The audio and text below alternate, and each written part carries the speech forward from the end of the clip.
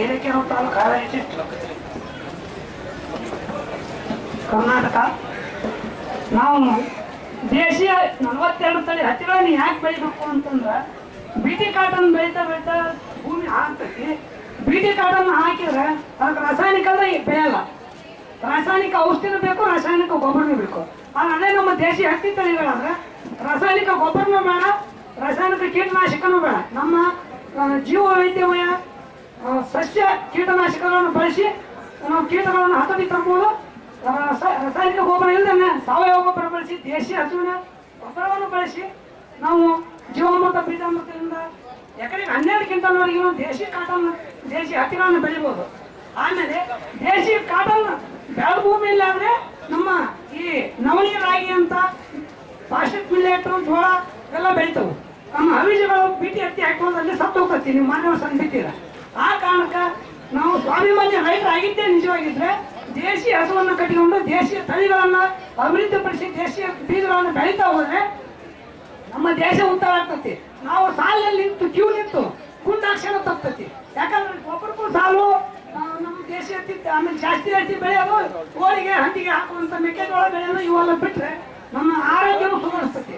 ನಮ್ಮ ದೇಶದ ಪ್ರಜೆಗಳನ್ನು ಆರೋಗ್ಯಮಯವಾಗಿ ಇಡಬೇಕು ಅಂದ್ರೆ ನಾವು ಈ ಸಿರಿಧಾನ್ಯಗಳನ್ನು ಬೆಳಿಬೇಕು. ಸಿರಿಧಾನ್ಯ ಬೆಳಿಬೇಕಂದ್ರೆ ದೇಶಿ ಹತ್ತಿಗಳನ್ನು ಬೆಳಿಬೇಕು. ಈ ಬಿಟಿ ಹತ್ತಿಗೆ ಆಗಲಿ ರಾಸಾಯನಿಕ ಗೊಬ್ಬರಗಳಿಗಾಗಲಿ ಸಾಲಿನ ನಿಲ್ಲೋದು ತಪ್ಪತಿ. ನಾವು ಸ್ವಾವಲಂಬಿಗಳು ಆಗ್ತವೆ. ನಾವು ಒಂದು ಹಸುವನ್ನು ಕಡೆಯಿಂದ 10 ಎಕರೆ ಬೆಳೆಬೋದು, 2 ಹಸು 25-30 ಎಕರೆ ನಾವು ಕಂಟ್ರೋಲ್ ಮಾಡ್ಬೋದು.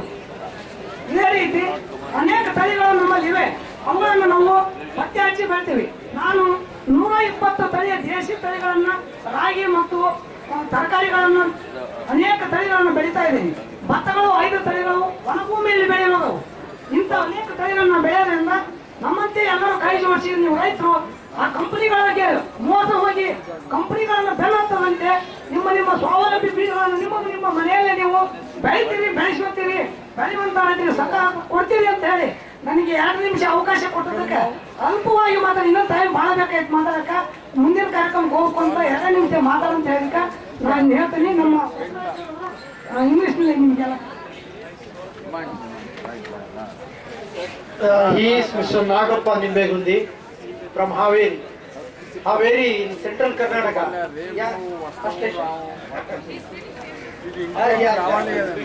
And Haveri, Davangere, these comes in the central part of Karnataka. They are the major seed growing area for most of the companies. Farmers, they also raise traditional varieties, and also lot many farmers raise for companies. So those seeds rise in this area can be used in northern part of Karnataka and southern part of Karnataka. Therefore, the area is known for seed growing. So Mr. Nagappa Nimbegundi has come from that area. So he has been able to preserve 42 local varieties of cotton, because now BT is taking over almost India. Almost India's cotton growing area is being taken over by BT cotton of Monsanto. And in that situation, our farmer has been able to protect 42 local varieties of cotton seed. And when we use BT cotton, we have to inevitably use more chemical fertilizers, more insecticide, more pesticide, and more water. So thereby destroying the natural productive capacity of the soil. We destroy the soil when we use more of chemicals in terms of fertilizers and pesticides. And by using more of these chemicals, we are losing our biodiversity in the form of birds, in the form of insects. We are losing them. They are dying by eating these chemical pesticides and other things. And his varieties, the 42 cotton varieties that he grows, you know, he has been able to cultivate them through Palekar's Jivamruta. That is what is Palekar's basic principle lies in Jivamruta. Jivamruta is prepared from one native cow can help cultivate 30 acres of land.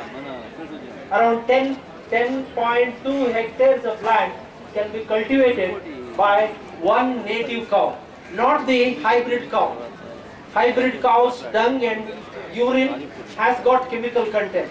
So our native cow has no chemical content, and the urine and dung is used to prepare this Jivamrita and Bijamrita. Out of neem leaves we prepare Bijamrita to treat the seed. Bijamrita is treating the seed and Jivamrita is a fertilizer for the crop. So with this he raised native cotton of 12 quintals by using it. And in a cotton crop, that local variety that is grown, after taking over cotton, we can also raise ragi, the millets, pearl millets, generally we call ragi, naune, sajje. They are the most nutritious food. Now the government of India, agriculture ministry identified the small millets have more nutrition. And now in the name of hybrids, we have given up growing these millets, pearl millets. So we can raise in the native variety crop, cotton land, also these millets, which adds to our strength in terms of nutrition. So they are called as Siridhanya. These millets are called as Siridhanya, kernel of prosperity. That is how these are now being called. And rising of these crops, will increase self-sufficiency of the farmer and self-reliance of the farmer. And his technique is Subhash Palekar's nature farming, where one cow will help irrigate 30 acres of land, and we can also raise this local Siridhanya in the form of pearl millets, and he has been able to protect 120 local varieties of pearl millets. 120 varieties he has been able to protect and propagate, and also ready to give it to the farmers whoever need it. So through this we have to, farmers can get strength, economic strength, and also physical strength by better nutrition and better prosperity. This is what our Mr. Nagappa Nimbegundi, as a humble farmer in Haveri district, he has been a model for the other farmers.